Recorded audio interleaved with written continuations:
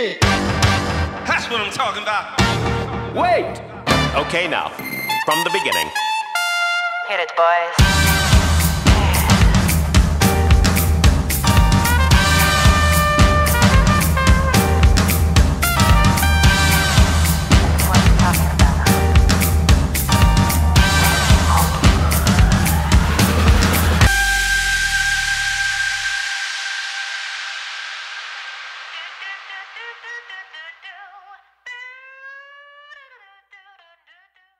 Hey everybody, welcome into The Arena, a Multiplatform Gaming News Podcast. This is episode 107.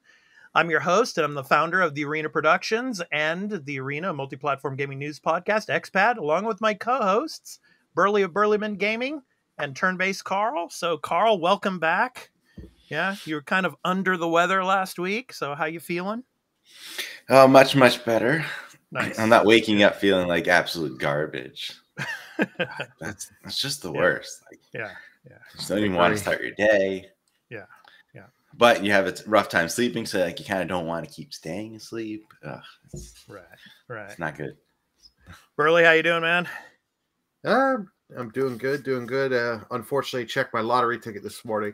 The big jackpot didn't go, but I won more money than what I paid for my ticket. So it's a good morning. All right. Good. All right, we got a great show ahead for you. We got a lot of news. Of course, Cyberpunk news, Witcher news is coming down the pipeline. Sony talking about continuing to make games for PlayStation 4. We're going to talk about that. And, of course, the Brazilian regulator approves Microsoft's proposed acquisition Blizzard deal. We're going to talk about that. And then, of course, a lot of other news, and we'll get to that, as well as the picks of the week for the week of October 10th through the 16th. But before we get into what we've been playing this past week, and before we get into the weekly news beat, here's a brief word about where you can find the podcast. Before the crew discuss what they have been playing, this episode of The Arena, a multi-platform gaming news podcast, in audio and video formats, will be going to Patreon in early access for one day after being recorded. So if you would like to support the show and become a patron at the entry tier 1 level at $1 per month and get early access to every episode in audio and video formats, exclusive post-show content in video format when recorded, as well as watch or listen ad-free, please visit patreon.com/thearena_podcast for further details. Weekly on Sundays, the podcast will be uploaded to all free podcast services, where you can find us on any podcast app for iOS or Android, and in video format on our YouTube channel, The Arena Productions. For the audio version, just download your favorite podcast app and search for The Arena, a multi-platform gaming news podcast. Subscribe, follow us, post a review, and leave us questions, comments, and feedback if you like, if that feature is available there, and spread the word about the podcast. We also have a Discord called The Arena Podcast, where you can join and chat with the Arena Podcast community, and the podcast audio website is at thearenapodcast.podbean.com, where you can follow us and leave questions and comments as well. For all information regarding the podcast and our entertainment and pop culture related content, along with our blog and forums, visit the official website of The Arena Productions at www.thearenaproductions.com. Finally, you can also follow us on Twitter at The Arena AMPGNP, as well as on Instagram at The Arena_podcast. Now, back to the show. All right, guys, I'll start. Still Splatoon 3. And I was playing a little bit of Ni no Kuni as well. So still playing that. But I was very busy with content stuff this past week. I didn't get a chance to play very much, about an hour or two. Towards the end of the show, I'm gonna make an announcement about some stuff with the YouTube channel. But I've been really busy with the content stuff this past week. A lot of shows to do and everything. But I did get a chance to play a little bit of Splatoon 3 and some Ni no Kuni. So, how about you, Carl? What did you play, if anything, recovering from your illness? Nah, not much. It's not just me either. You know, my daughter was sick too. That's how I got sick. Yeah. How's she doing now? Is she doing better? Yeah, much better. Yeah, Good. I think Good. she might be recovered. She's maybe in the same, a little bit, like just like slightly ahead because she started before me. But it's been a tough time. Like, I haven't really had the chance to play much of anything, but I have jumped into a couple of things just to check them out. Like that Valkyrie Elysium demo a while ago now. That's which has since come out and been reviewed. And I see what the reviews, I get it, like, because the story elements of that from what I saw in the demo were like kind of nothing and nothing interesting at all. Yeah. And the gameplay is the best aspect of it. I thought it was kind of fun, action, little RPG, but the world is kind of empty. There isn't really a lot going on, but I liked the mechanics that were set up in it. Yeah. Let's see. I did start Ni no Kuni just a little bit because I just, I installed a whole bunch of Game Pass things, and I'll just eventually I'll try one or two things, and I jumped into that, and it is very much like playing a Studio Ghibli film. The way it starts off, it starts off with that type of world, like wholesome young character, which a lot of them have. There's not a lot of gameplay early on, eventually you get to like actually getting into combat when you get to the other world. And I wasn't too impressed with the combat. It was very weird. I was like, oh wait, like you hit fight and then you're in this like, you go kind of free walk around, but then it's turn-based menus come up and you have to hit attack when that comes up. And then your guy's just kind of like hammering away at him for a bit and that's the attack. And then I didn't get to the point where I actually had magic yet because I barely played it. It's like, I don't know if I like that. Maybe I'll see once you get more abilities. It gets hard. I can tell you that the game gets hard and gets very grindy. It doesn't sound good at all.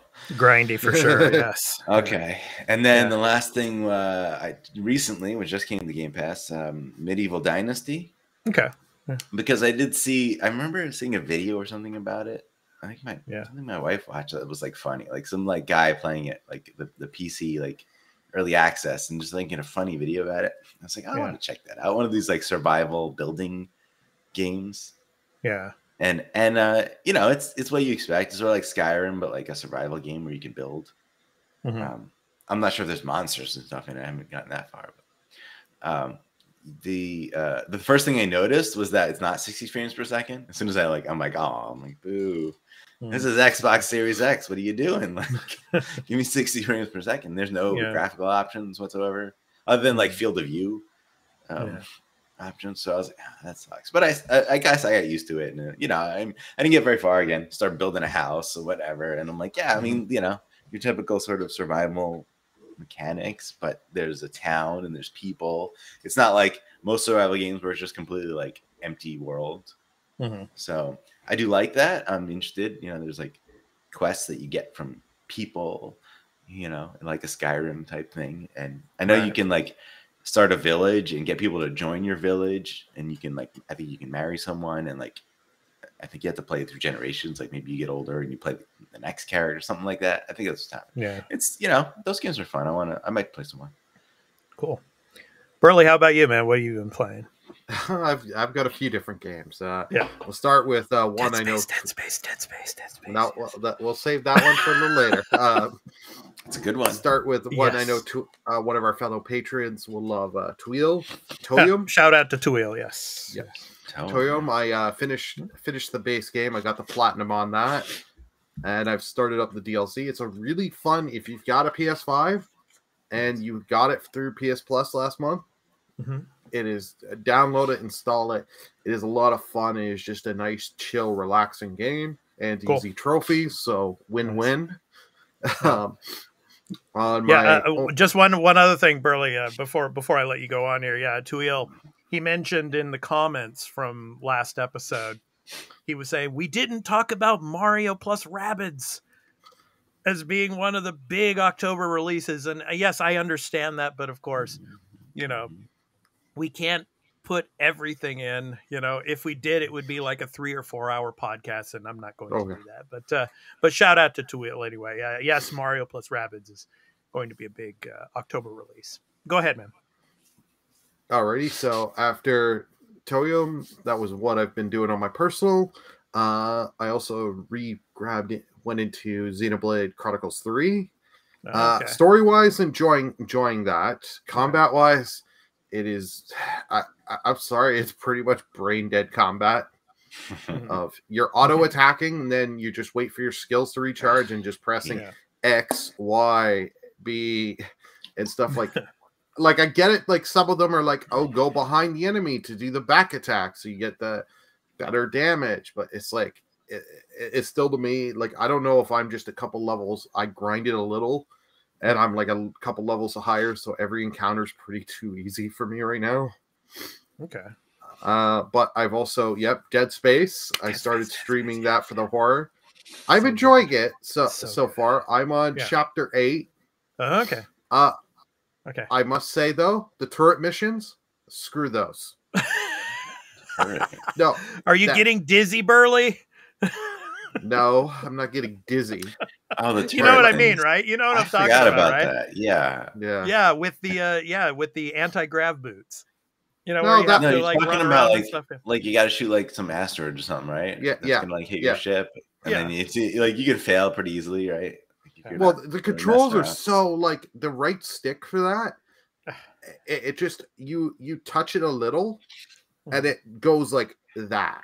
It is just like it that controlled horribly. Yeah, and like I'm hoping for the remake they don't. If they tell me that's not in the remake, you have my money day one. Yeah. And I'm not. Well, I can see them putting that in, just making it better. But I think in like 2 and 3, I don't think you do anything like that. So okay, good. I don't think so. Yeah, but it's just those anti-grav boots, and you're like running around and stuff, and you're upside down and stuff, and you're like, I love that when you're in like space, and you have to like, well, in the first game you have to like sort of like jet yourself to another surface, and then you'll like magnetize to that surface. Right. In the second game, you can like freely float in space. Oh, nice. Yeah, it gets even better, but it's still cool in the first game.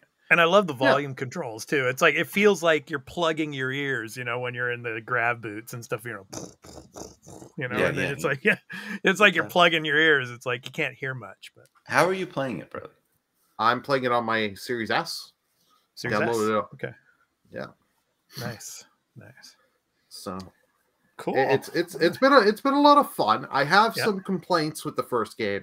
The turret and some of the checkpointing is pretty horrible, especially like in one room where you had to destroy these multiple things, but also plug a thing on the asteroid, and the timing is so unforgiving, and you can't use the stasis ability to slow down the one thing. Yeah. So like I had to end up, in my case, cheesing it where, I did one objective, run back to the save station, save. Yeah. Okay. Go back into that room, do the other little part, save at the save station, run back. It's like, no. Yeah. Like other games you could tell would just have multiple checkpoints. How often do you use the store? I use the store. Yeah. Mm-hmm. I use the store quite a bit. I've been using it for ammo a little, but for me, it's been mostly the suit upgrades. As soon as I get a level up suit, I immediately go for the next level in the suit. I'm level 4 suit. Yeah. Power nodes. Oh yes, you need those power nodes. Yeah, but I mean, with the ammo and stuff. I mean, with the ammo, I mean, you can pick those up a lot randomly. I mean, wherever you're going. So. When you play, do you like how many weapons do you carry? And did you focus on like powering up one specific weapon, or are you like spreading that around? I carry 4 weapons. I have the basic plasma cutter, the one you start with, the line gun, the pulse rifle, I think it's called. Pulse rifle. Yeah. Yeah, and the Ripper. Oh, the Ripper's cool. Ripper's great. The Ripper is a lot of fun, but that's like the saw blade thing, right? That's the saw blade. Yeah, that thing is like super actually unfair when you upgrade that thing. It's just like it's just tear through everything.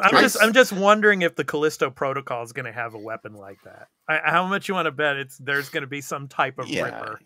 I mean, just like it's either that or you just push them into the deal. Yeah. So. That I'll be interested to see. So but, I would tell you a tip for ammo in that like. If you you only get ammo for the weapons you hold, if you've noticed. Yeah. Right. So if you're only holding like 1 or 2 weapons, you're only going to get ammo for that specific thing. So like if you don't want to really run out of ammo for like your 2 weapons, you can just hold 2 weapons.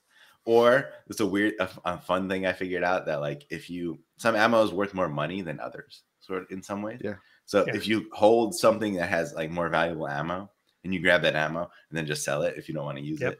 Yep. And don't That's upgrade that exactly what weapon I at all. did. Yep. Yeah. So there's a lot of silly tricks in that game, but but I like it. I love that. Oh, yeah. Oh, I like that. Like, I get a lot of Ripper ammo, and I've been in a lot of situations where the Ripper hasn't been so good because you got to do far range combat. Yeah. So I've been selling, and the Ripper ammo sells for a decent price, so you can do that and buy quite a bit of pulse rifle ammo. Yeah. And as you were asking, I originally just started upgrading the line gun, because once I got the line gun, that was my go-to gun, because just the power on that, and especially the secondary fire where you could shoot the little mine there, get the stasis the enemies, wait for it, boom, blow them up. Oh yeah. That's been a lot of fun. Yeah. But I've been, after fighting the Leviathan, and I actually did the Leviathan beating it without taking damage.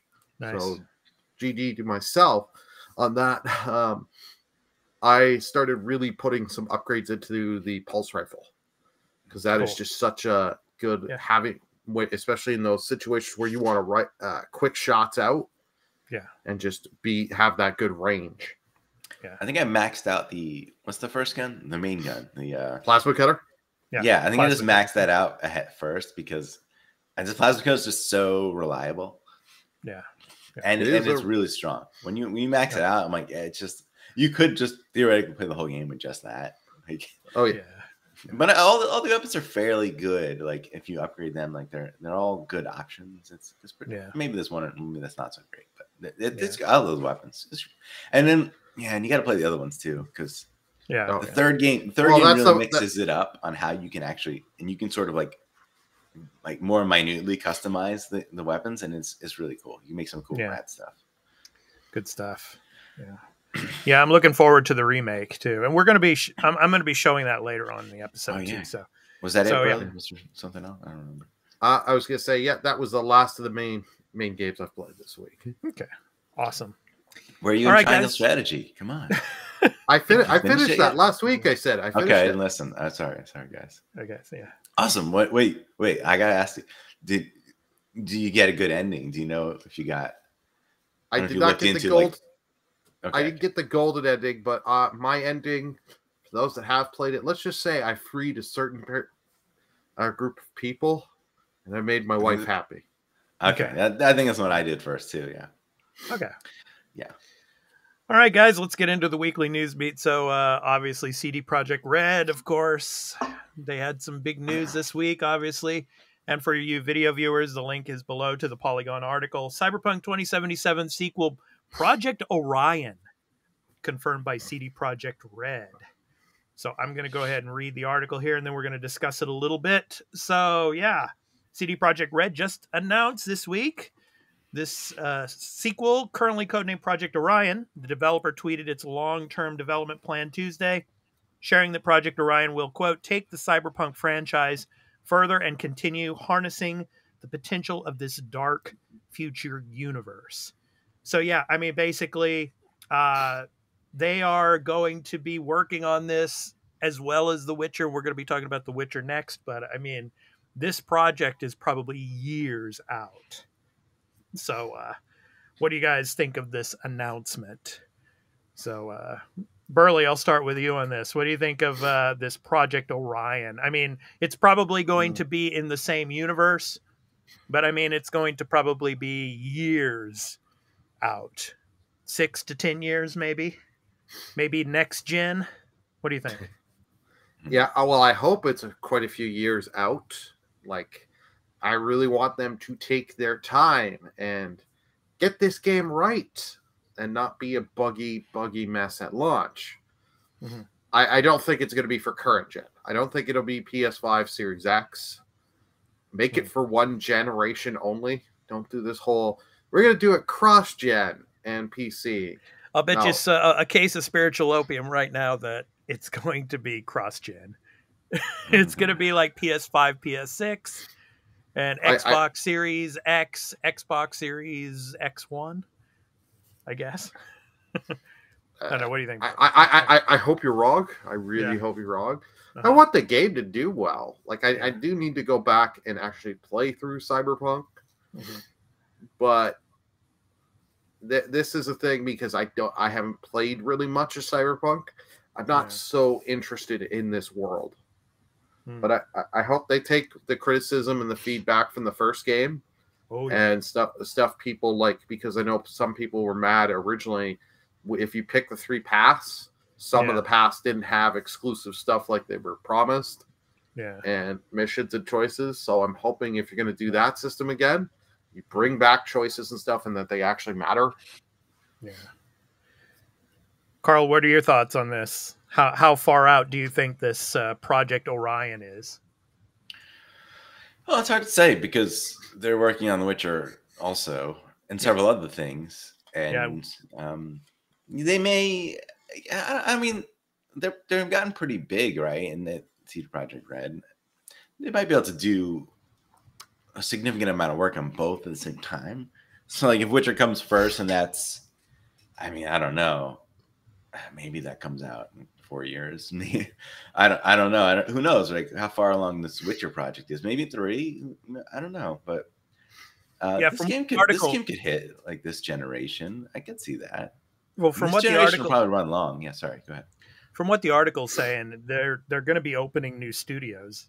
There's going to be a hub in Boston as well as in Vancouver. So, so they're around 1,200 employees from what I can see. Yeah, Cyberpunk is a franchise now, whether people want to accept that or not. Because I don't accept it. Burn it to the ground. But the game sold incredibly well at launch, despite problems, and it has now gotten a significant uptick.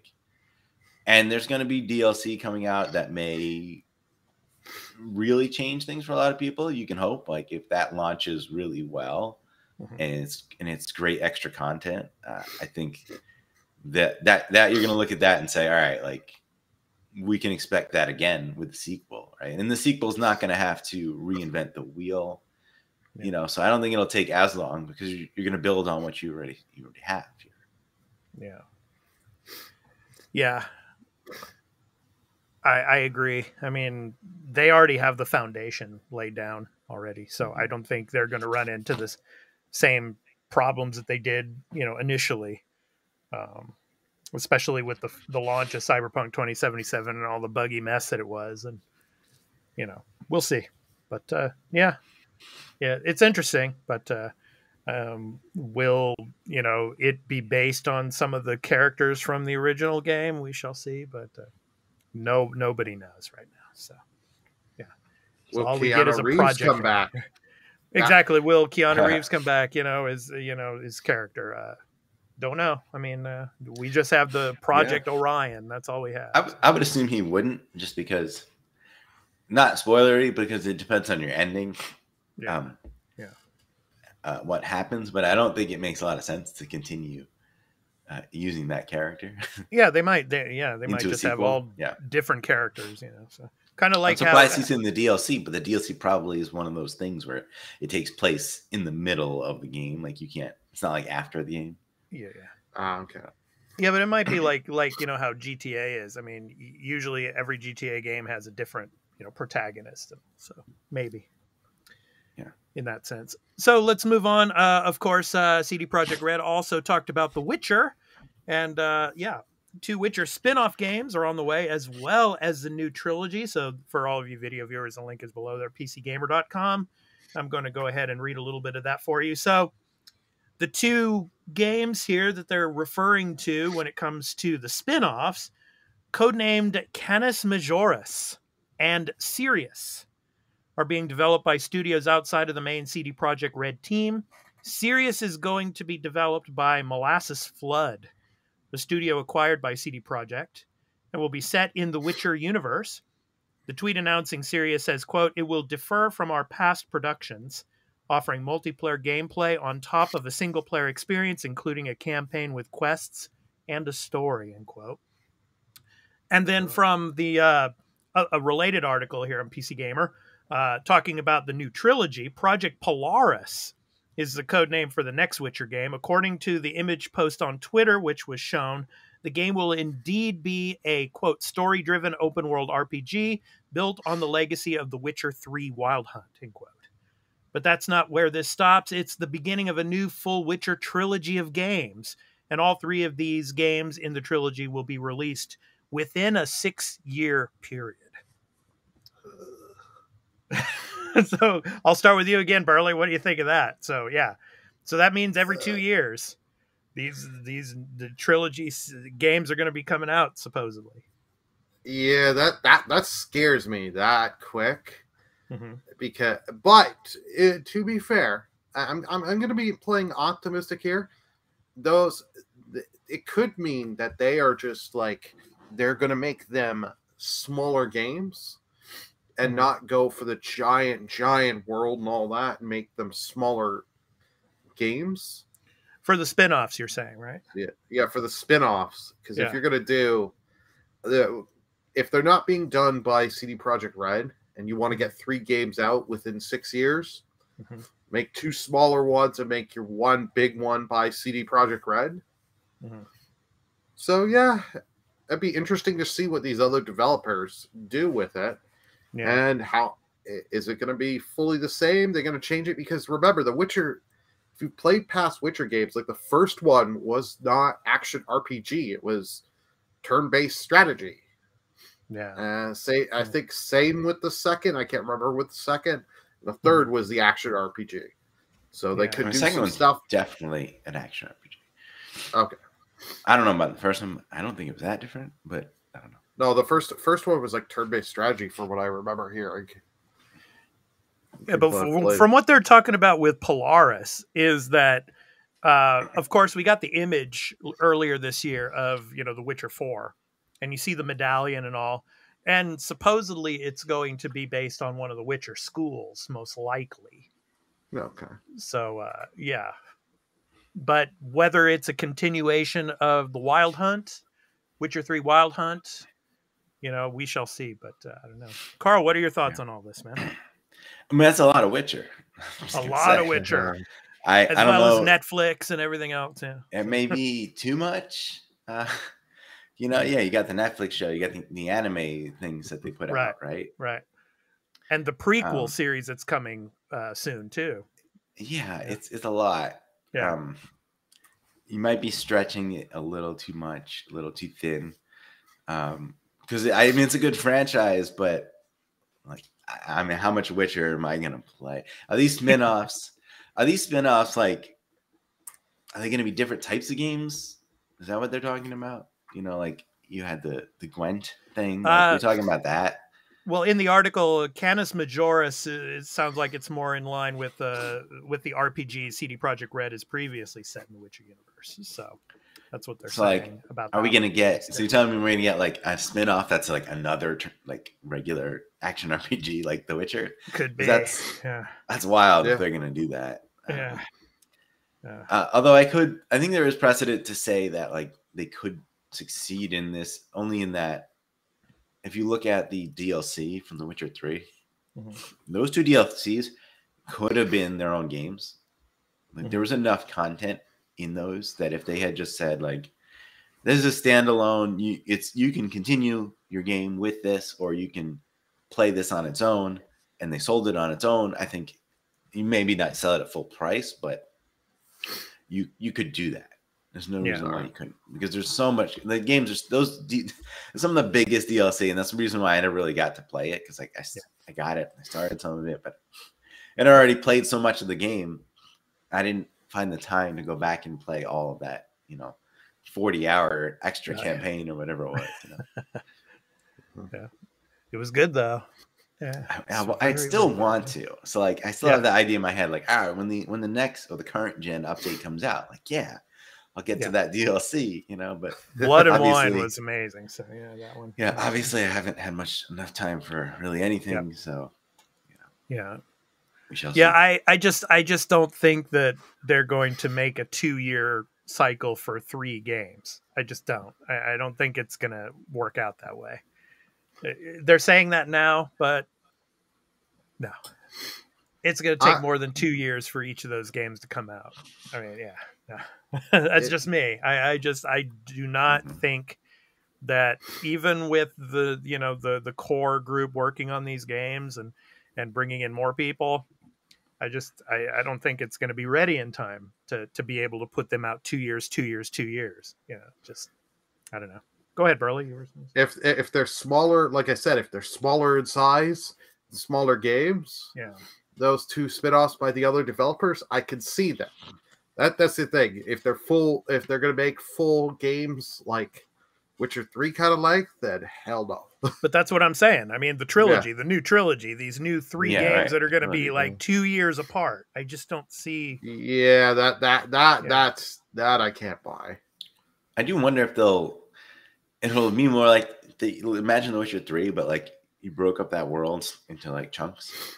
Yeah. So they're only going to build we'll build this area of the map, and then the next game we'll build this area, and then when you have all 3, you can go to all 3. But which it feels kind of like they're taking stuff away. But if they get you the game sooner, is that okay? Would we be okay with that? I don't know. Maybe.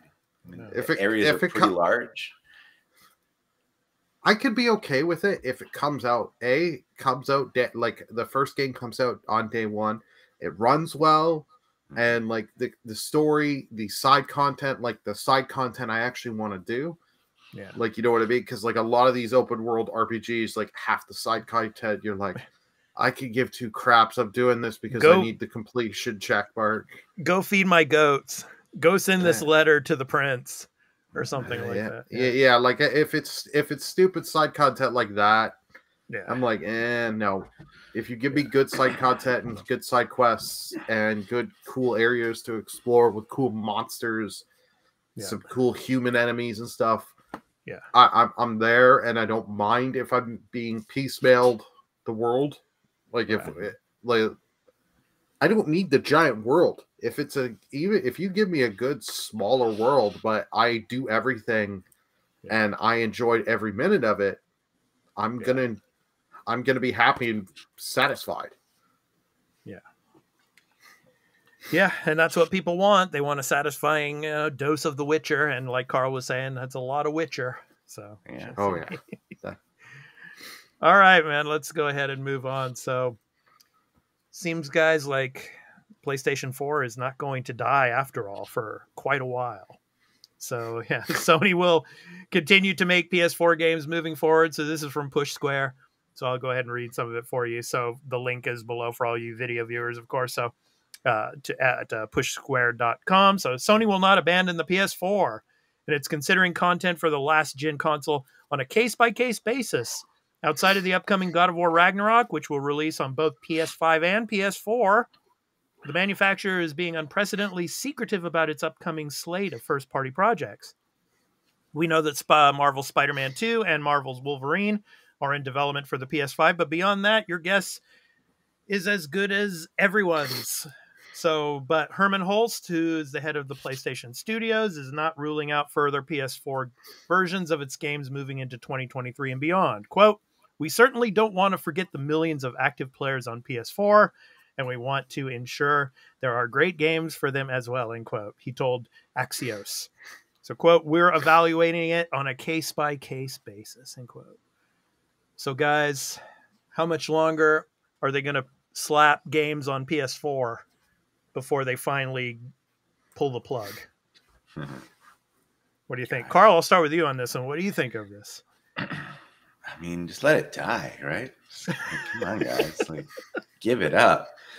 We're current gen already. It's 2 years. I mean, obviously it's for the payers, right? Yeah. Yeah. I mean, well, I guess that's the one thing they're doing that's sort of not like that, where they're allowing you to keep playing on your older system. But I think, I don't know. I don't see what first party is really going to do on PS4 at this point. I think third party is going to continue to have some PS4 stuff, maybe into 2024. Yeah. maybe, who knows? Maybe even longer for someone like how like stuff kept going on like the Wii, like Just Dance or something, right? It was like there forever. Little things like that might stick around, but like what I don't know, like Sackboy 2 maybe, that type of thing. Maybe that can be PS4 also. It's just it's okay. It's not a big deal. It's just I think we're at a point where if you're really really into gaming, right, and you're a person who's buying a lot of video games, playing a lot of video games, you probably got a PS5 already. They're hard they've been hard to get, but like if you really really want one, you can get one, right? And now especially now more than ever, like you can get, if you want a PS4 right now, you can go online, you can probably just buy one at close to retail price. You might have to buy like a bundle, right? Well, one reason why people might be reluctant to buy a PS5 is because they keep changing the innards all the time. I mean, it's like now two or three different times now they've decided to change some of the hardware on the inside of the system. So and they have this report of another thing changing, but who knows? That's all. The system doesn't really change. I mean, it's just that's just a lower production cost. While they raise the price. Enjoy that. Burley, your thoughts? What do you think? How much longer are they going to they're going to slap PS5 games on the PS4? They're gonna do it for another 2 years, I think, at least, because their mindset is because we still don't have the PS5 out as easily for everyone. I know, as I agree with you, like if you really want one, you can get one. It may not be like if I look today, I get one today kind of thing, but like within a few weeks, you can get one because there's always been more stock coming in, and all these places you sign up like Best Buy, GameStop, and all that to get their alerts of when they're having them come in. If you want one bad enough, you can get one. But now, Sony, go ahead, because they see that number of 100-something million PS4 users. 120 million. Around that. And like I don't know what the number for PS5. Let's say 12 million. I'm just going with a random number, 12 million. They're going to be like, we still want to put stuff. Like, I believe it was Sony really pushing for, Horizon and God of War to be like, no, these need to come PS4 because we need to have them sell on PS4 still. I mean, God of War Ragnarok on PS5 and PS4, $70, right? $70. Why would somebody PS4's got to be cheaper, right? It's not. You would think. PS4. It's like if I was only a PS4 owner and I didn't have a PS5 and I had to pay $70 on PS4 and they're paying $70 also on PS5. No way. No, it's 60 for you guys. Sorry, because I got confused because I'm thinking 60, of my pricing. Right? Yeah, 60, it should be 60. 60 for PS4. Because I've seen that, and then you get the whole thing because right now, because this and Horizon have been these cross gens, the collector's edition, because people are mad with this. Right. The collector's edition for God of War and Horizon, you don't get a physical copy of the game. You get a digital code. Now, how long will that continue? I think that's going to continue through the generation because the problem is you have 2 SKUs of the PlayStation. You have the disc and digital. And the problem is you can't, now you got to then, what do you want to make? 2 SKUs of the collector's edition, the digital collector's edition of the PS5, the physical collector's edition. That just gets out of hand. So this is why they've done that for that.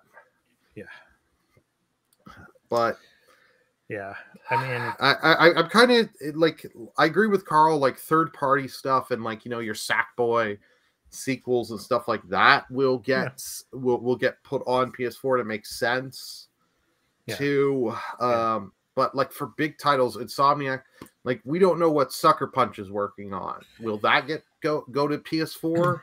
How much of this do you think could be a regional issue?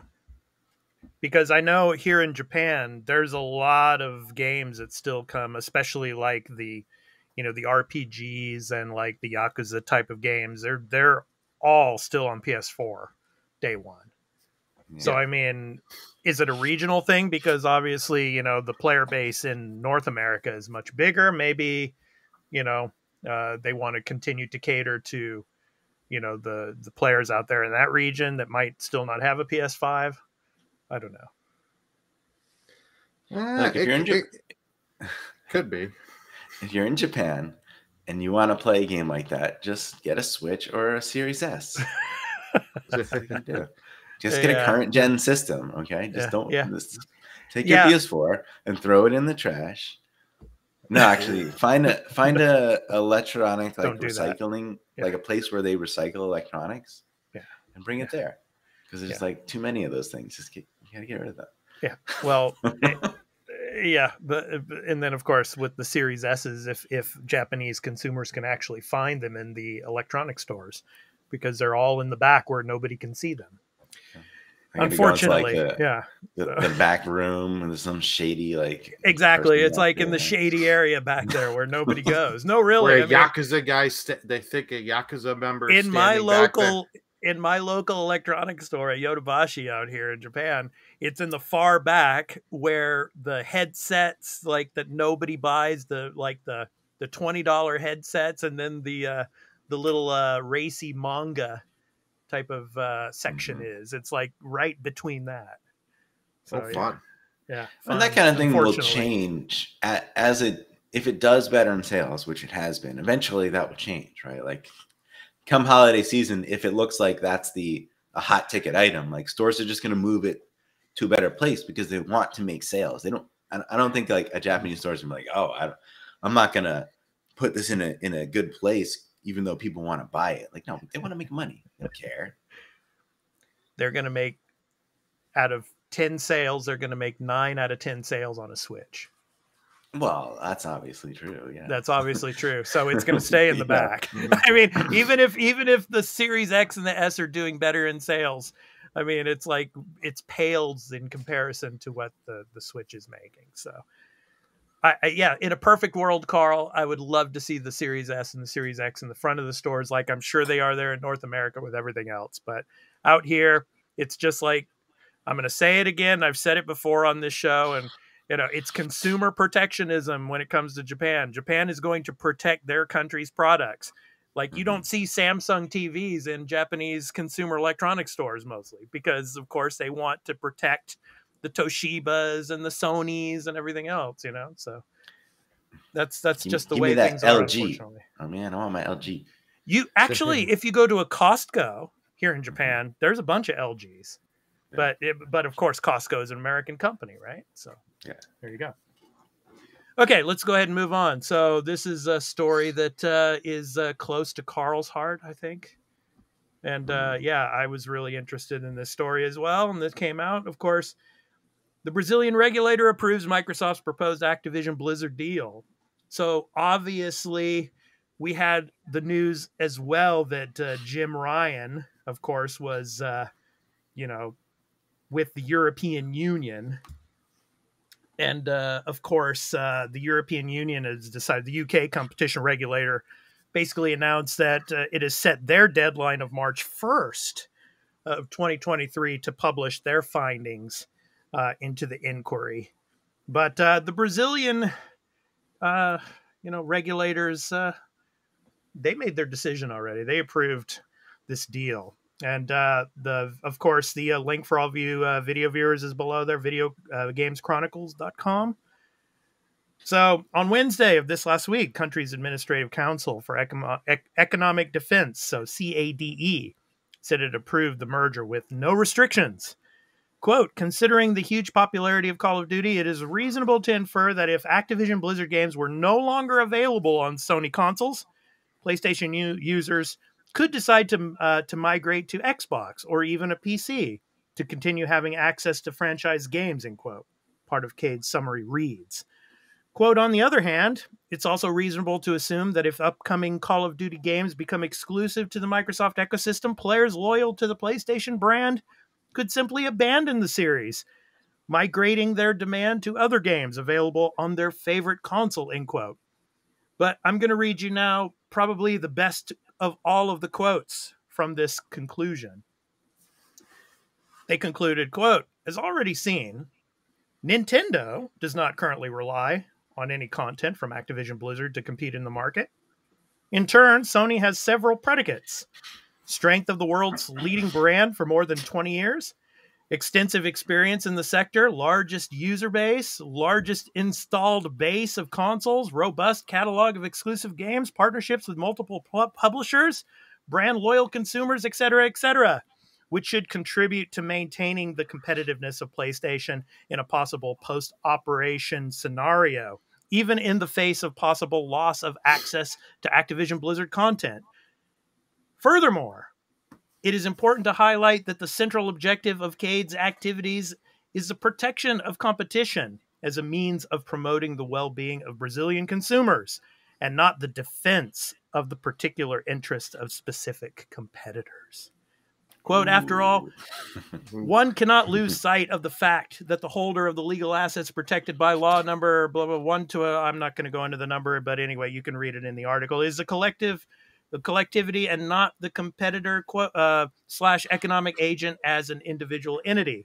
Quote, in this sense, although it is recognized that part of the users of PlayStation consoles from Sony could decide to migrate to Xbox in the event that Activision Blizzard games, and especially Call of Duty, become exclusive to the Microsoft ecosystem, SG/CADE does not believe that such a possibility represents in itself a risk to competition in the console market as a whole, end quote.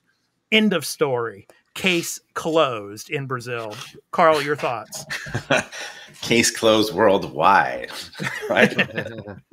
I mean, those arguments have been the arguments that people have been making ever since we saw PlayStation, cry about it in with the same thing, the Brazilian response that they gave to the survey about this decision. Yeah. And yeah, these things all hold true. This is like, if you're a reasonable person who understands the video game industry, and you're looking at the landscape of what's out there and what has succeeded and what hasn't. You have to understand that all of this stuff that they said is true. That like PlayStation will continue to compete without even if they lose all of this, they will continue to compete. Yeah. Nintendo continues to compete. In fact, beats them without any of this stuff. Nintendo doesn't care. It doesn't. It's not. It's just not how this works. It doesn't matter. Okay. And if you look at, I think there was somewhere in one of these quotes where they talk about how you don't have to even be a huge company with huge resources to become successful. Minecraft, an independent game made by like one dude, basically, right? became this multi-billion-dollar franchise. Exactly. I mean, it's just not how the industry works to say that, like, if they were to buy this, like, that's it. Sony's in big trouble, and all of a sudden the competition, they're no longer competitive. Microsoft is just going to run away with everything. Like, it's absurd. Right. Yeah. I mean, and it's, of course, and then of course, Jim Ryan, he personally flew to Brussels to voice his concerns. And so, I mean, he must have, somebody in that EU must have got spooked out by what he said. I mean, because to have to push this deadline to March, on whether they're going to, okay this or not. I mean, it's just, it's weird. Anyway, Burley, your thoughts on this, man? Go for it. Why does Brazil hate PlayStation? they don't get Brazil. This is a country we don't need. I'm kidding. I know someone will actually think I'm serious. Brazil is just corrupt, and they're anti-PlayStation. Exactly. Exactly. No, I agree. I agree with the statements. Like, even if Sony did lose access to all these franchises, which I don't think it, like I've said in the past, I don't think it will. Call of Duty makes too much. You don't pay. If I was Microsoft, you don't pay that much for Call of Duty and stuff like that. Not to keep Call of Duty on PlayStation because it'll still sell a crap ton. Yeah, your money back. But so it's just mad because they're losing. They had big deals with Duty That's the thing that really hurts them. That hurts them. They're mad that they can't do that anymore. And it's like, this is the world of business. Shit happens. Mm-hmm. You should have, what you could have done is tried to work with Activision and do the, hey, I want this for 10 years, Call of Duty exclusivity stuff. Yeah. There's also, I would like to, if I can, I don't know if it's in that article, I got to bring it up, but there's a quote about how, the industry, the gaming industry as a whole has used exclusive content to build up the platforms. That's how it works. It's always been that way for consoles. And they specifically say, like, Sony and Nintendo, like, this is what they've done. This is how it works. Right. And they've done this their entire life. So to act like Microsoft can't do it is pretty absurd. And they're basically saying, like, this is Microsoft competing. And Sony, I'm sorry, but you are in the best position to continue to compete based on all the things I said, like having the biggest install base, having a huge library, having all these exclusive games that are of high quality, right, that you make yourself. So I'm sorry, like, they're competing and you don't like it, and now you're going to have to compete harder? What do you want us to do? Yeah. Well, and then again, too, they're being exposed for their business practices. I mean, for keeping things exclusive and not letting Xbox get particular games as well. And it's not only Sony's fault. I mean, the other publishers that are aligned with Sony, say, for example, Square Enix, they're in cahoots with Sony when it comes to keeping things away from Xbox, particular games like the Final Fantasies and things like that. So, I mean, they're being exposed for that in a sense. And PlayStation is screaming, oh, they can't take Call of Duty away because it'll hurt us. But then again, no, it wouldn't. So, I mean, you guys got Final Fantasy to yourself. Well, if Call of Duty was lost to PlayStation, let's just play devil's advocate here. If they couldn't get after the next 2 or 3 Call of Duties, whatever the damn number is, that they have deals with, if they lost after that, it would hurt PlayStation, but it wouldn't hurt as much as you think, because the amount of people there would be people that just only have one console that would transition to Xbox and Game Pass and all that. Yeah. But there would still be others that'll be like, I'm not transferring. They took away Call of Duty. I'll just stick with all the other franchises. They'll go to Battlefield or the free Warzone and all that. That's on everything. Yeah. Not to mention, you got PlayStation doing their live service shooters with Bungie and all that. Yeah. It'll hurt them, but not as big of a blow as Sony wants to make it. Well, let's go ahead and move on. Speaking of a Sony first-party title that will never come to Xbox, most likely. God of War Ragnarok has gone gold, everybody. So God of War Ragnarok is coming out on November 9th.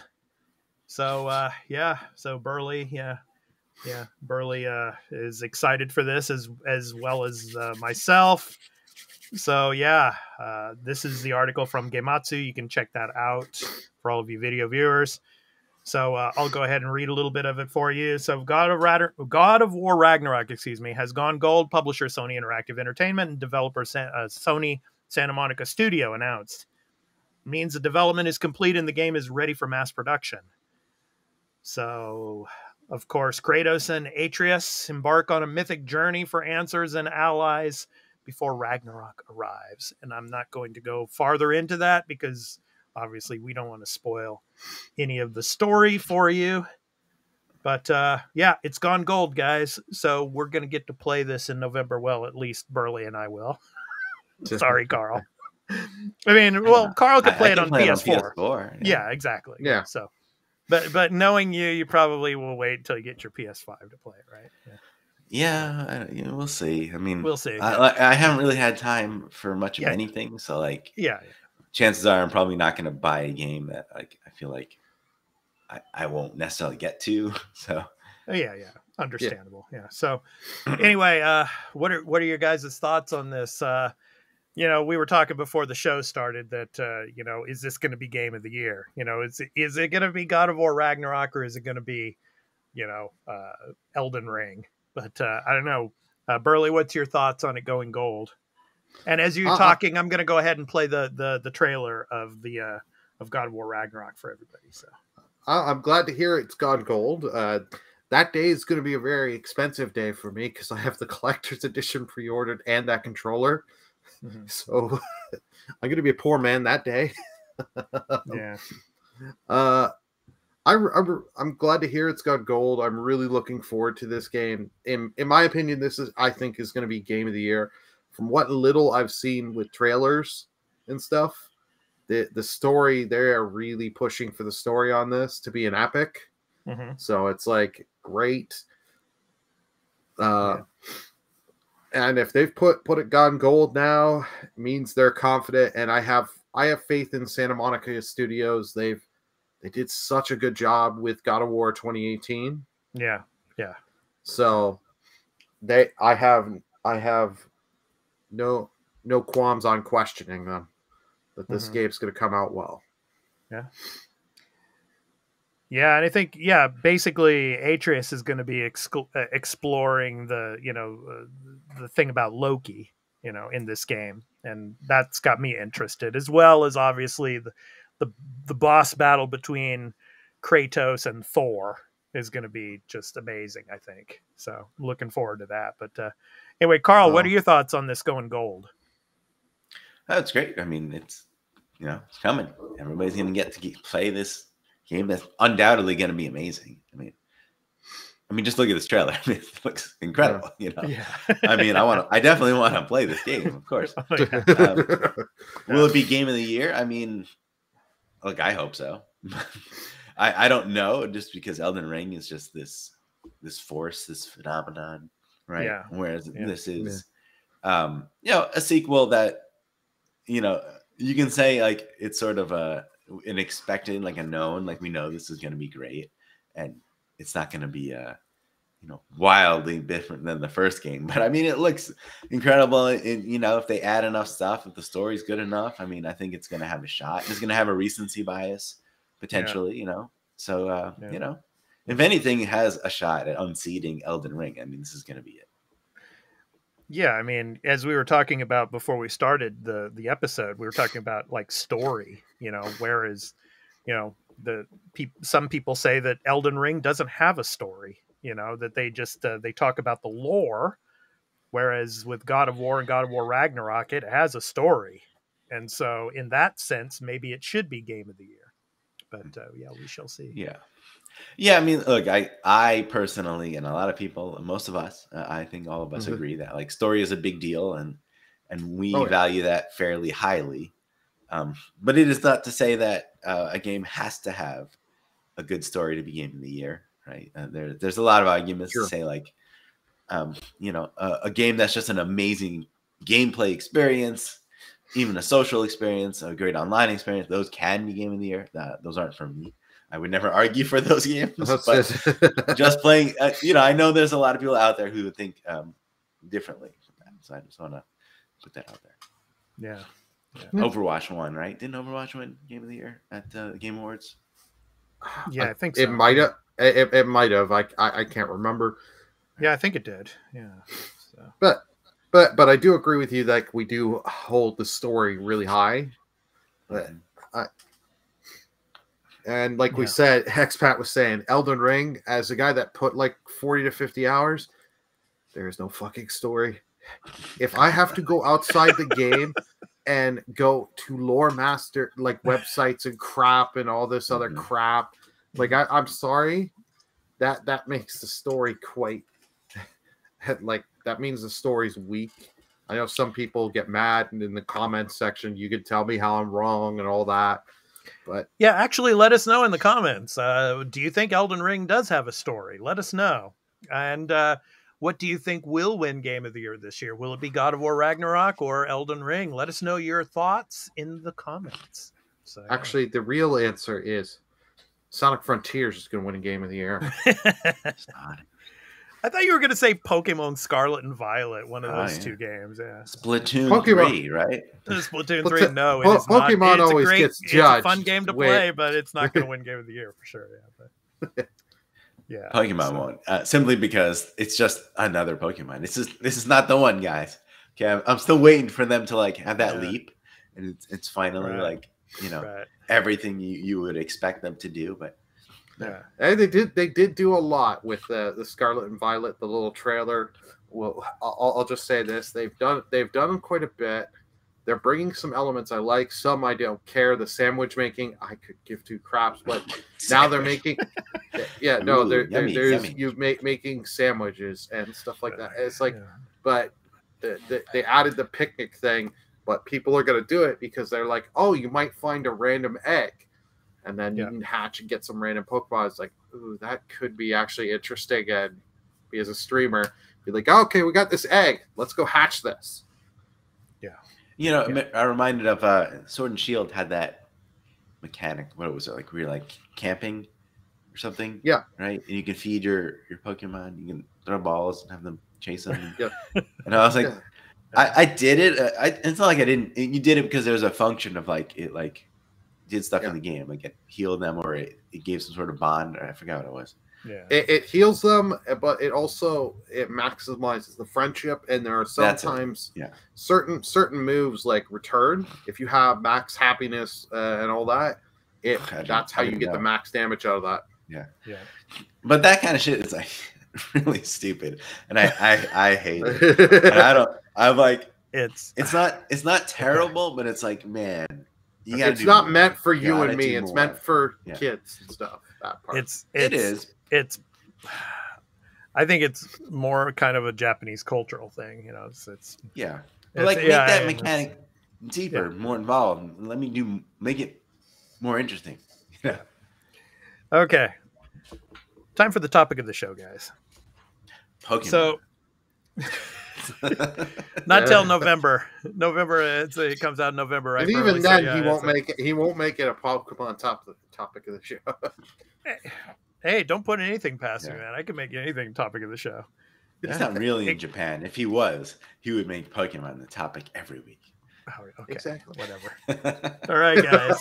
Let's get to the topic of the show for this episode, which is obviously, are there too many remasters and remakes? So obviously we got the news. There's a report that Horizon Zero Dawn is going to be remastered for PS5. And obviously we have a remake for Dead Space on the way. And I'm going to show you that trailer here in a couple of minutes. But what do you think, all of you gamers out there? Are there too many remasters and remakes now? And also, for example, when it comes to remakes and remasters, I mean, when should they come? When is a good time for a developer to come out with a remaster or a remake? Stuff like that. I mean, what do you guys think? Do you think there are too many remasters and remakes at the moment? I don't know. I mean, of course, Dead Space is one of them, obviously, now with Horizon, possibly. Obviously, they did with the GTA trilogy, that didn't work out very well. So, I mean, what do you guys think, man? Where to begin, right? Yeah, where to begin? I could go. There's a lot of angles. As far as I start, like, are there too many? I mean, it is. There's a lot, right? Yeah. And I think that you could say yes, there's too many, for sure, because in the regards, if you look at like how many games are available and how many new games are available, and just like there's so much gaming out there, like, and you're putting out the same thing that's already available, and I get that makes sense if we should get into the idea of like what you should do in a remake or why you should remake something. Is that like if a game isn't readily available or easily accessible, which happens for older console games, right? Then I understand why you would do that. Dead Space is a good example of like, it's a 360 PS3 generation game. And yes, you can play it on your Xbox, but you can't really play it on your PS3. With maybe you can stream it. I don't know, but like it's also you can't. I okay. can tell you that much. It's also fairly dated looking and even feeling at times. Like I think that game holds up really well as it stands, but it does need something for, I think, when you compare it to modern gaming, and like that is going to vary per person. But I think there's certain things, like if I want to just really briefly mention the Horizon Zero Dawn possibility, and like there's no need to do that simply because it's so easy to play that game already on PS5. It also has the ability to run at a higher frame rate already on PS5. Yeah. I don't know if the resolution runs, maybe if it's dynamic at all. Maybe if it is, then it would run at a higher like general resolution probably. And Carl, before you go on here, I'm just I want to let everybody know that now we're showing the trailer for the remake of Dead Space here. So yeah. So it just feels like a sort of waste of time and resources and effort and yeah, okay, you could say if it's going to sell, then it's not a waste, but like that's not for me as the gamer to care. Like I don't care if you're making money off it or not. Like that's not the point, right? Like I put out something new. Like don't put those resources, because you can't tell me that those resources couldn't do something else, right? They couldn't be, I don't know, assisting on something else, maybe not building an entire another game, but like, supporting on another game, whatever it is, helping another game avoid crunch, anything like that, right? Right. So yeah, like give us, well, we should go back and forth, but like give us what feels more like a new experience, or at least a very much enhanced experience of something that people have long like missed or can't access. Yeah, but I have to say, from looking at this remake trailer here, I'll definitely play this. I'll definitely play this, man. I mean, it looks good. I mean, it looks really good. It looks almost night and day, like sometimes when you look at it. Like yeah. I mean, for me, I'm more of the type of person who wants a new IP rather than playing something again. But I mean, if it really looks good, I mean, I'll give it a second try or a second run through. But I mean, obviously, I would rather not get remakes or remasters, and I would just me personally, I would rather play new IPs. I mean, focus on new IPs, and I've said this before.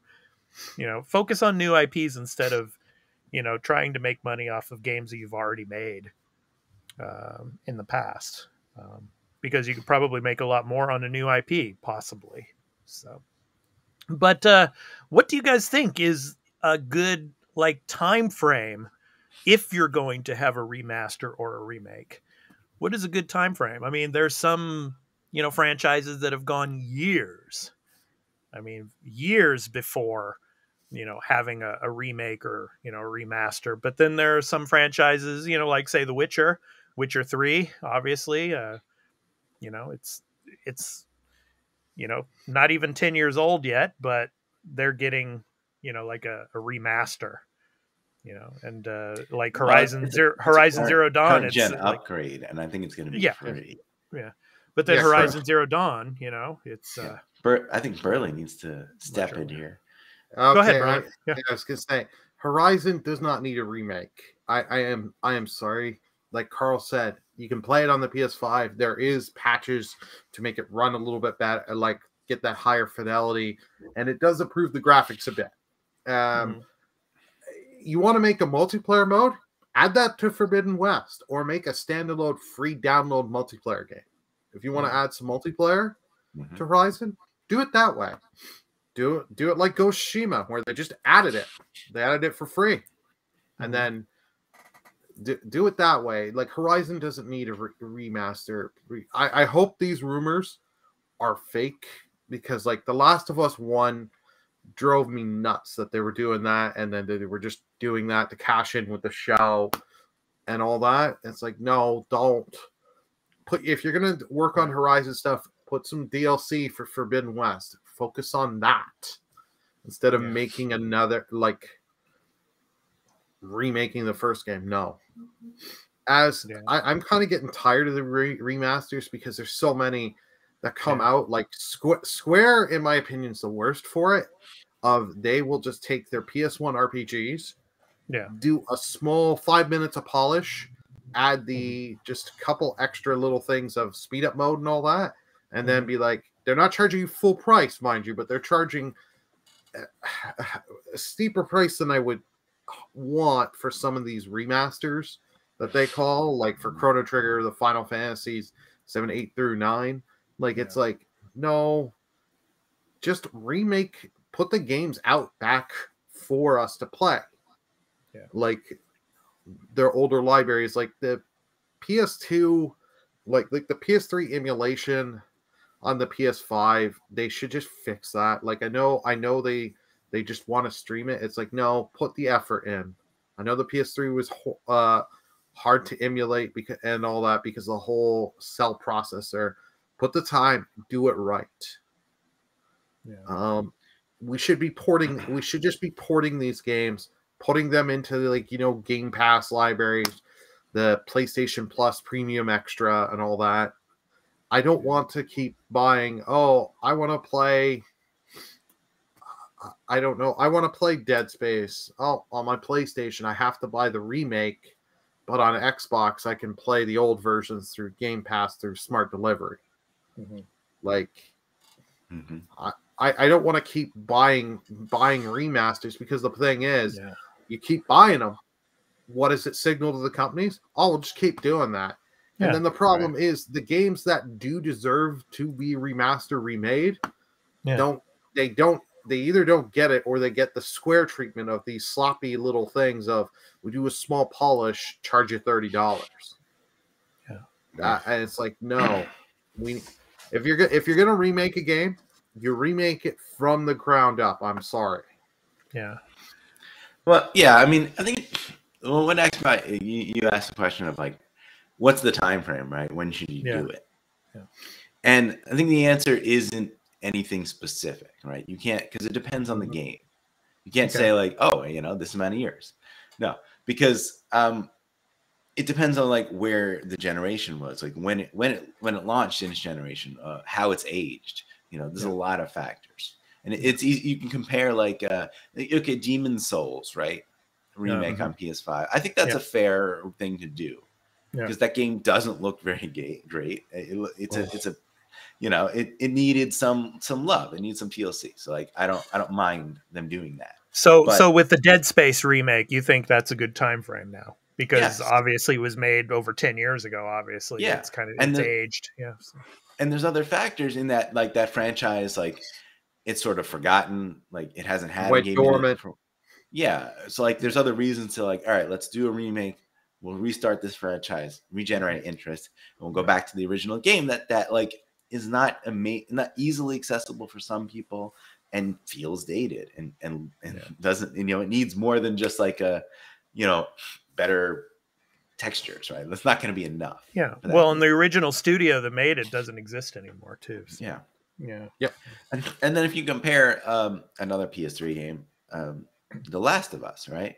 Yeah. I think The Last of Us remastered on PS4 made sense, even though it was so close, because that game came at the way tail end of the generation.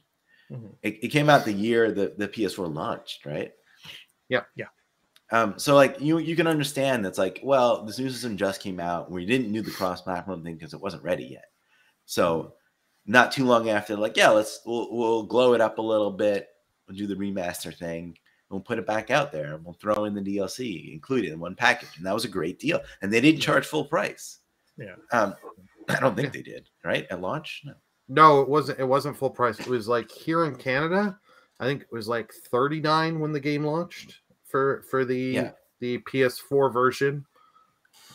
Yeah. So, like, that's great. That makes a lot of sense. But then to do it again and to, like, all right, now we're gonna remake it for PS5. It's like, it would have made sense if you didn't do the PS4 one, but you did, and the circumstances made sense then, but they don't make sense now. right? It's like you just you really like it varies and depends on every game. And like I think Resident Evil 4 is a questionable one because I think Resident Evil 4 sort of holds up. It's fairly accessible because it's like ported to everything. Yeah. But then maybe you could argue, I don't know, like on console, is it accessible? I don't know if you can play it. I don't know if they did like versions that you can access. You can for RE4, you can play that on pretty much everything. I can't remember if it's on Switch, but on PS4, you can buy it on PS4. You can buy it on the Xbox. You can buy it on Steam. RE4, I'm not for. Like RE2 and 3, it was like, okay, these are PS1, and the problem is they had made remakes on the GameCube that were only on one console, so it was locked on one console, these remakes, so no one else, if you weren't on that console, tough shit. I'm for that when it's locked on one console and they make it multi-platform for everyone. Fine. Yeah. The game that I would sell Sony, if they're listening, which I highly doubt, that you should remake / remaster at whatever level maybe you could get away with, but Infamous on PS3 and probably Infamous 2 as well. Those are amazing games that probably need some work if you were to play them today, and they are on PS3 and they're not easily accessible. Like, give me that instead of Horizon Zero Dawn, and Last of Us Part 1. Like, I would rather you take all the money you put into both of those games and do a full ground up remake of Infamous 1 and 2 and put them in a pack together for $70. I would buy it. Okay. Yeah, I agree there. Yeah. Like games like that haven't aged well looking wise, like Carl said. I agree. Or I'm okay even with games that didn't have a chance, like they came out at a bad time. Yeah. Whether it was I'll use Last of Us for example. Like Last of Us 1 came out at a bad kind of time because tail end of PS3, PS4 coming out. That kind of stuff. If a game came out in that kind of situation, it was a real tug of war of what we were going to buy. Yeah, maybe then, I can see for a remaster. But there's so many games that need the remaster remake treatment that are never going to get it, unfortunately. Let me ask you guys this: do you think The Last of Us Part 2 will be remastered before the PS5 generation is complete? It's gonna have like a director's cut or something. Yeah, exactly. The Druckmann cut. Yeah, and Ghost of Tsushima. Will we get a remaster of that before the PS5 generation is complete? No, no. You don't think so? Don't. they made the director's cut for PS5. I'm hoping it ends there. Oh yeah, they already did that. They already did it. Yeah. I'm hoping. I love, and I love Ghost of Tsushima. I don't want to. This is the one franchise I don't want a sequel. Just leave it. You ended it great. The DLC was great. Just no more. Yeah. All right. Here's a fun question for you guys and the audience listening. What is the first remake or remaster that you ever played in your life? And I'll start with mine, which is what's the full title? Is it Super Mario All-Stars? Is that how it was? Super Mario All-Stars Collection, I think it was. Whatever it was, yeah. Which is, in a sense, like a remake of Mario 1, 2, 3. And if you had the certain version had 4 world in it. No, they all did, but I think there was like a weird thing about that. Yeah, there were two SKUs, the one with world and one without. Yeah. And I mean, I think that was a viable, valid thing to do at that time because, you were getting a bunch of games and it was cool to see NES games in SNES sort of 16-bit stylized versions. Nice. And that was fantastic. I enjoyed that. Yeah, that was a great remake collection on that. For me, was it? I was going to say, was Shadow of the Colossus remastered? I think it was. Yep, for PS4. Yeah, that's what I played. Yeah, so that would be probably my first, I guess, when it comes to remasters. Ever played? Wow. Well, of remasters, I mean, So the first one that the first one that comes to mind. I know there's been others. The first one that really comes to mind for me is Crash Insane. Okay. insane trilogy. Yeah. Those, even though they changed the physics, they did a really good job. Yeah. Yeah. And those are great, like Mario, like Crash and Spyro. Yeah. Those are great ways to do remasters.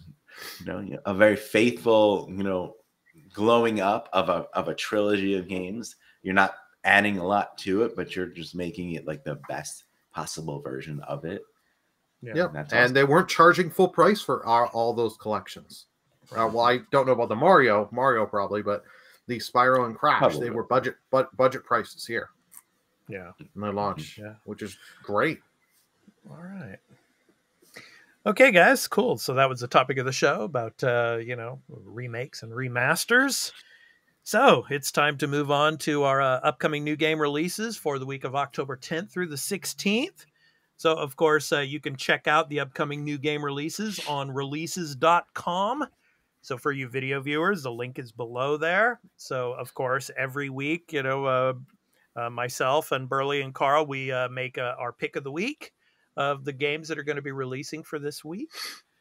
So I will go ahead and give the honors to Carl because, of course, in the alphabet, obviously, the title is first. So go ahead, Carl. What is your pick of the week?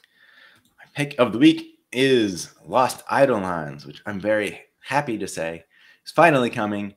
It also has gone gold. I saw it. We didn't have that story because I guess it's not that big of a deal.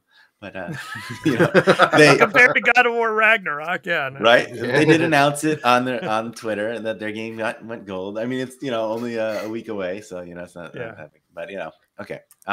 For your country and fellow man, it's time to raise your banners and lift your brothers and sisters in arms to reclaim this tumultuous empire. Become the lead tactician and carve your way through the story of the defamed mercenary Eden in the tactical turn-based RPG Lost Eidolons. And this is very much a heavily inspired by Fire Emblem. I was gonna say you get the Fire Emblem vibes so much in this trailer. And they know, they've said it. They wear that inspiration on their sleeve. All right, come on, man. I mean, this guy with the sword, he just like cut the guy in half, and he only takes 38 power from him. Come on. Hey, look, man, that's the. What are you talking about? Have you never played a game like this before? or have you never played a video game? Like, come on, that happens all the time. I did my ultimate attack, but he barely got a scratch on him. I know, right? That destroys. I'll just say this, Carl. I've been playing video games before you were born, so yeah. Well, anyway, go ahead. Yeah. I want to play this on PC. I really do. I may be tempted to do it anyway. It is coming to Xbox later. There isn't a date right now. Yeah. October 13th, it's next week, and there's gonna be a lot of stuff coming. Like, I really wish and didn't want them to put this out in October, but it is what it is. It's I'm very excited. I hope it reviews really well because I think it looks great, and I've played both beta tests of it, and I think there's so much potential. I think the state I played in was not finished, so like there's stuff to polish. Like if they polished it up to that point where it feels like a Fire Emblem is as far as like flow and polish, I think they've got a really incredible game on their hands. Cool. Yeah. And quickly, I just really want to mention because I don't know, for some reason I don't think Square wants to talk about stuff like this. But Triangle Strategy is coming to PC on October 13th. You might not know this because no one talks about it. But suddenly, it's coming to another platform, guys! Yay! Like, it's awesome. Play it. Yeah, freaking play that game, man. Yeah, it is a great game. Yeah, I kind of wish I didn't buy it for the Switch now because I could have got it on the Steam Deck. But yeah, that's true. Yeah, it's so close. Okay, I'm up next. So obviously it's the month of October, and Scorn is coming to Game Pass. I'm really looking forward to playing this. Scorn is an atmospheric first-person horror adventure game set in a nightmarish universe of odd forms of somber tapestry. It is designed around an idea of, quote, being thrown into the world, end quote. Isolated and lost inside this dreamlike world, you will explore different interconnected regions in a non-linear fashion. The unsettling environment is a character itself.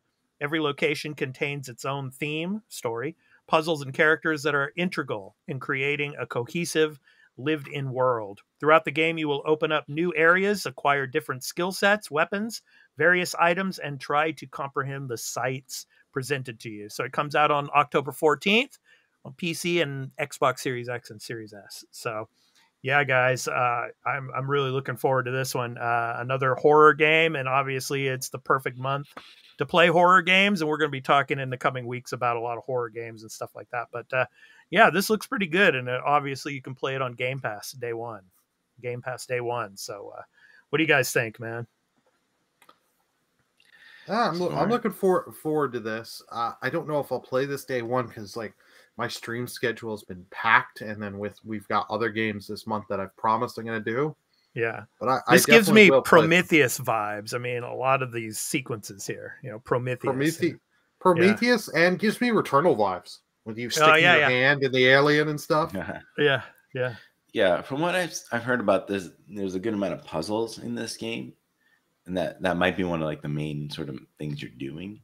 And that's fine because I think if those puzzles are really interesting, I actually might want to play this then. Something that's not heavily like shooter focused in the first person, but more puzzle focused. And this like really, bizarre, hard, disgusting looking like thing. It's interesting. It's unique because I hope it's good. It needs to review well, otherwise like I'm probably just gonna ignore it. But pretty grotesque sequences. So this is not for the kiddies out there for sure. So looks good from what we've seen here. So comes out soon. Okay, Burley, you're next. What do you got for us, man? My pick of the week is The Darkest Tales.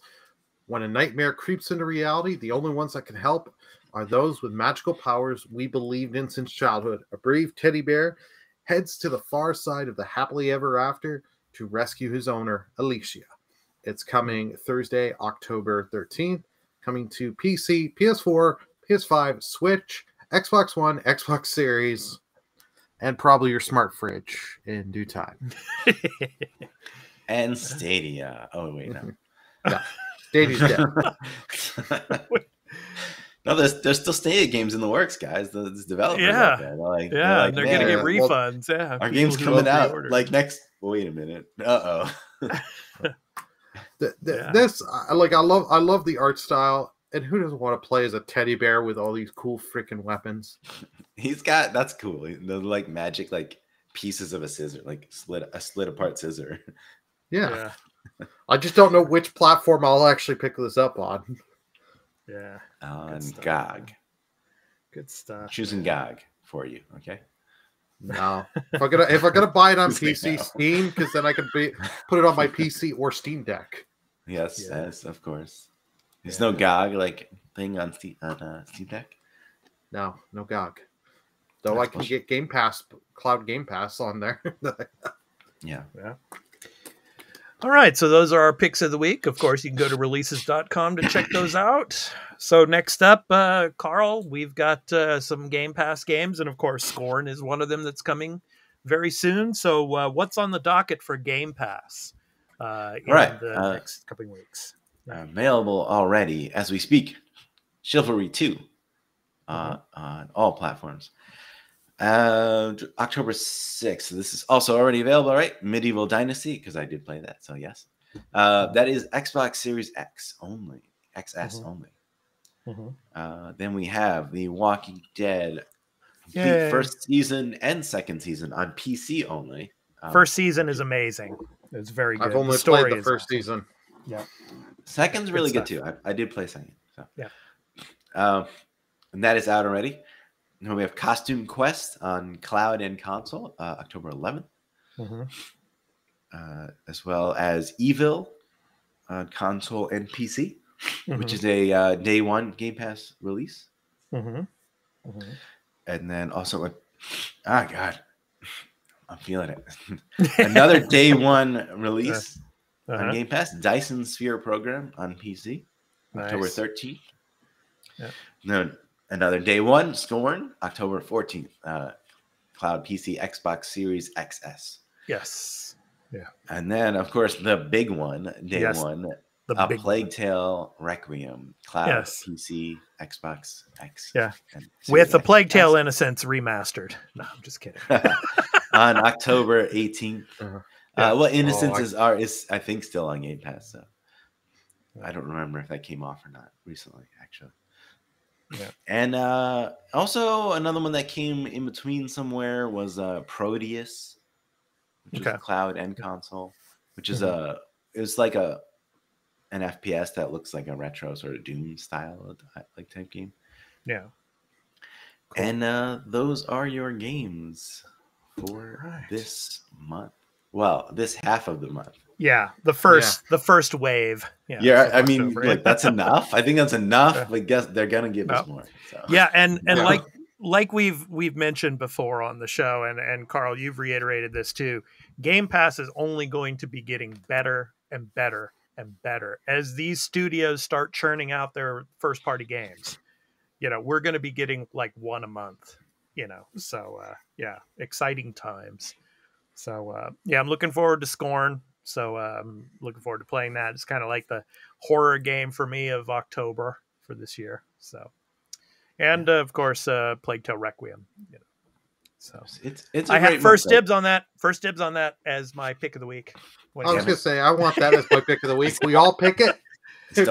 We should just all pick it. I mean, there might be some other good stuff. Come on. It'll be a new precedent for the Arena Multiplatform Gaming News Podcast where we all have a consensus for our pick of the week. Yeah.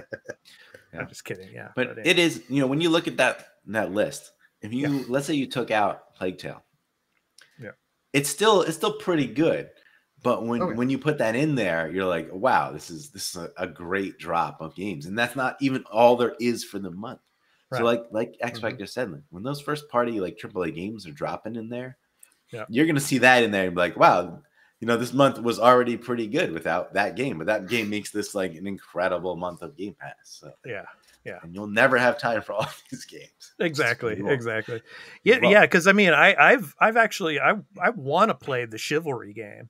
And I want to play some of those other games too. It's just, like with the YouTube content and all of the other content stuff that we make and the TV shows and everything. It's tough to keep up on everything, but Slime Rancher 2. Like I wanted to try that, Still haven't tried Deathloop. I haven't installed it. I do want to try it. I played some of it. I still got to get back to it, but I still got to do the Golden Loop update. I got to go back to that game. Yeah.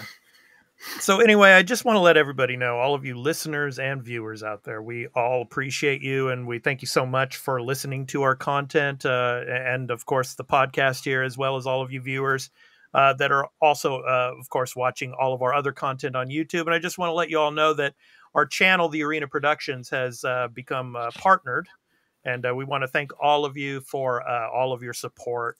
And thank you so much for watching our content. And we look forward to bringing you a lot of amazing content in the future here. Of course, on the Arena Productions, of course, the Arena Multiplatform Gaming News Podcast, as well as all of our other content. Of course, we're doing our Marvel shows, our Star Trek shows, our Star Wars shows, our fantasy shows, all of those shows. We really appreciate you viewing us and your support. So thank you so much for that. So.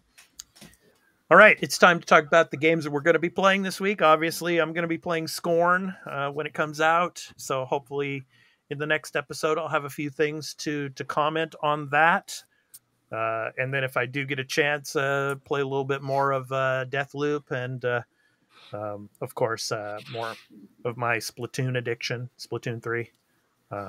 Sorry, Fall Guys, but Splatoon 3 has taken over as my new little, kind of battle addiction. I mean, I want to try Overwatch 2, but obviously we didn't talk about that in the episode here. We're going to be talking about that in the post show for all of you patrons and everything. But I do want to try Overwatch 2. But with what was going on this past week, obviously it couldn't do that. So, but yeah, Scorn is the big game of the week for me. So looking forward to playing that. So Carl, what are you going to try to play this coming week? I really don't know. Yeah. Yeah, I want to play Lost Eidolons but I just don't want to commit to like buying it if I don't know if I'm gonna have the time. Like I feel I don't like doing that. I don't like buying games if I can't play them. Right. Burley? Yeah, for me, keep streaming Dead Space, finish that up, and then go to Dead Space 2. Yay. Personal time, finish up the Toyam DLC, and then continue on Xenoblade Chronicles 3, whether or not I'll continue, or I may just go back to Triangle and go for the Golden Route. Cool. I think that ending is absolutely worth it. The ending in the Golden Route is like the true ending. But it's also interesting. It's great. I actually think I haven't played the other ones, but I feel like you do aspects of all three of it. The endings, if you play that. So. Okay. Cool. Yeah. Cool. All right. So it's time for our indie recording artist spotlight to finish up today. And for our episode, this week's spotlight is on Razberg. Music producer and sound designer Razberg started his path in the music world playing piano and synth as a child. So it was after setting up a home recording studio that the natural connection between music and the world of sound and production led him to a diverse and creative career in these fields. So having moved around a lot of studios, he decided to focus on his own studio where he would work with musicians and bands on their productions, recordings, song mixing, and albums. From his album titled Dreamland, and the song featuring Danny Liu is called Make Me Wanna Move. So this has been The Arena, a Multiplatform Gaming News Podcast, episode 107. So I've been your host, Expat, along with my two co-hosts, Burley of Burleyman Gaming and Turn-Based Carl. We hope to catch you in the next one. So take care, everyone, and have a great week of gaming. Peace out.